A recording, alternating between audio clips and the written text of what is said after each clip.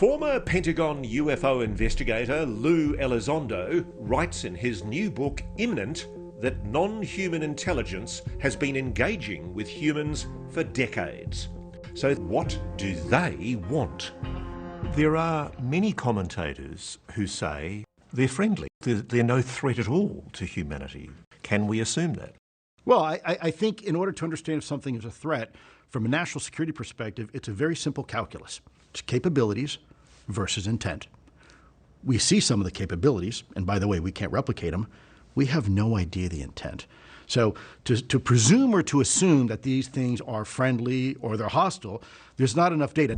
Elizondo says the Pentagon's UFO investigators were keenly interested in the impact UAPs were having on individuals, especially military personnel. There's enough reports that substantiate that not all these interactions are necessarily benign or peaceful. Some people leave terrified, some people leave injured. There are U.S. service people. There is people that are on full 100% disability right now from the U.S. government because of an interaction with UAP. And it's in writing, by the way, from the U.S. government because of their involvement in an incident.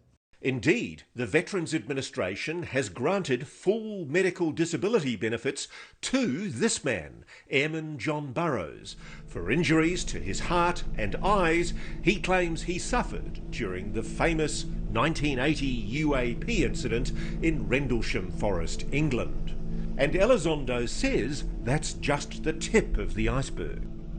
Did you, in any of your UAP investigations, come across evidence of alleged abductions of humans by non-human beings? We came across information that suggested that people were having things put inside their body that they did not give approval to. So people have been taken away from their homes in the middle of the night and had things planted in them. Something that was put inside their body, something invasive, right? Something that was not put there by their permission to do something.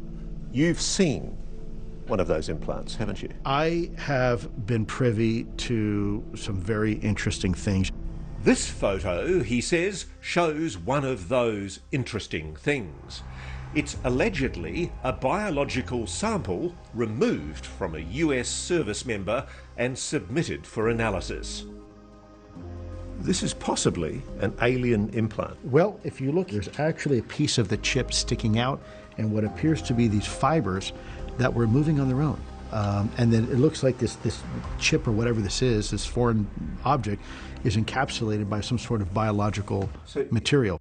Could that not be something biological, microbiological, or parasitic? Well, it certainly, the outside looks like it's some sort of masking device. In essence, you have a foreign object, which it's a metallic object in there, and it seems to be encapsulated by some sort of biological material. But how do you know it's not just a bit of metal that somebody's knocked into on a building site? Well, in this particular case, this was moving on its own. It was actually had its own metabolic activity, and it terrified.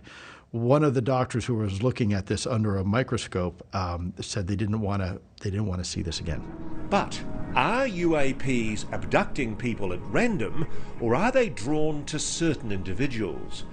Elizondo says research has revealed an intriguing pattern among UAP experiences in a fascinating part of the brain. This is a part of the brain known as the quadrate putamen, and it is a very specific part of the brain. It's responsible for all sorts of stuff, and some have even speculated precognition But certainly intuition. Intuition for sure. Elizondo says the caudate putamen is larger in people with alleged psychic powers, what the government has called remote viewing. What about people who've had UAP experiences? Very interesting. The same thing. And by the way, that's not me telling you.